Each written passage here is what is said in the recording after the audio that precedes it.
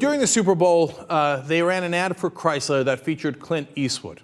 Now, it's caused some controversy because people are saying that it might be political. Now, I don't think it's a crazy charge. They think that it helps President Obama. I want you to watch the ad, and then we'll come back and tell you some of the details and some of the criticism. Let's watch. It's halftime. Both teams are in their locker room discussing what they can do to win this game in the second half. It's halftime in America, too. People are out of work and they're hurting, and they're all wondering what they're going to do to make a comeback. And we're all scared because this isn't a game. The people of Detroit know a little something about this.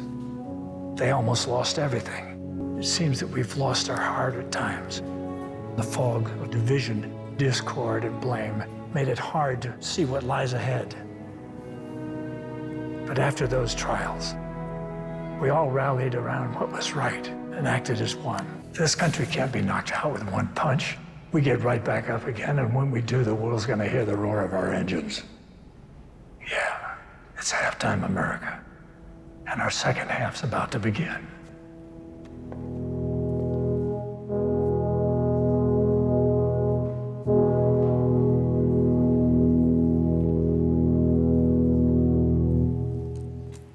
First, let me just say, it is a great ad. It's very powerful, incredibly well written and produced.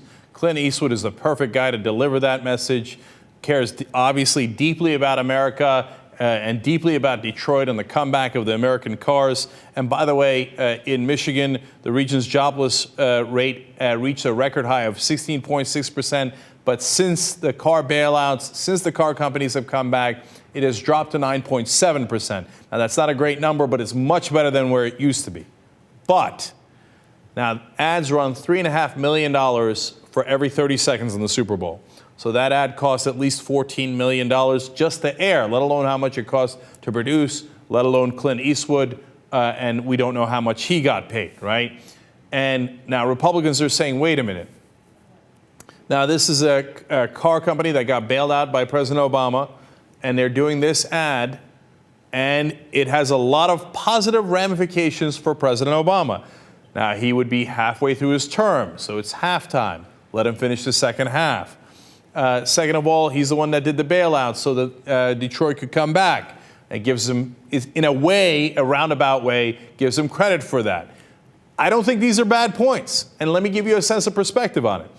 If J.P. Morgan did a $15 million commercial that, in a roundabout way, wound up supporting Mitt Romney, and they did it with money that they'd taken from bailouts in a roundabout way, I would be pretty damn angry about that. So it's an interesting point to make. Now, keep in mind, though, Clint Eastwood is a Republican, okay? So it's not like he would willingly, you would imagine, work to help a Democratic president get reelected. And he cares deeply about the American car industry. Remember, of course, he had the movie Gran Torino. And so it's a fascinating issue. Now, of course, the Republicans are going to go over the top with their criticism. The guy least qualified to make this criticism is Karl Rove, but nonetheless, here he is. You got to bet in the boardrooms and management suites of these two big car companies, they're saying to themselves, look, the president bailed us out rather than making us go through the normal bankruptcy. He bailed us out. We're going to end up not having to pay back this money to the taxpayers. I mean, 113,000 jobs were saved at a cost of $14 billion. We're going to lose as taxpayers. That's $1 million a job. That's pretty damned expensive. And of course, so they're going to replay their political patrons. I was frankly offended by it. I'm a huge fan of Clint Eastwood. I thought it was an extremely well done ad, but it is a sign of what happens when you have Chicago-style politics and the President of the United States and his political minions are in essence using our tax dollars to buy corporate advertising. All right, now the lies in Karl Rove's claims. The $1 million per job is nonsense. That $14 billion number is not in any way, shape, or form the reality. When he talks about how he is outraged that they would repay their political patrons. What a joke! He set up an entire party to repay their political patrons. It's called the Republican Party, and it was Karl Rove 101. That's why he's upset by the ad, because he's like, damn, that's the kind of thing I would have done. right? So I get all of that nonsense. And by the way, there were no direct political references at all in the ad, except for one part where they said the political environment was described as in a fog of division, discord, and blame, which doesn't necessarily cut either way. And the other important thing you have to know is that Chrysler has repaid their portion of the bailout. Now, the other irony here is this is talking about the American comeback. You know who owns 58.5% of Chrysler now? The Italian company Fiat. So there's a little bit of irony there. So I'm a little split on this ad. Look, I think it's a great ad. I don't think it's overtly political, but I understand the criticism, not to the degree that Karl Rove takes it over the top. But, you know, the idea of these guys, after being bailed out, doing an ad that seems to kind of support Obama, it's at least, I get why there's a controversy around it, and at least worth discussing.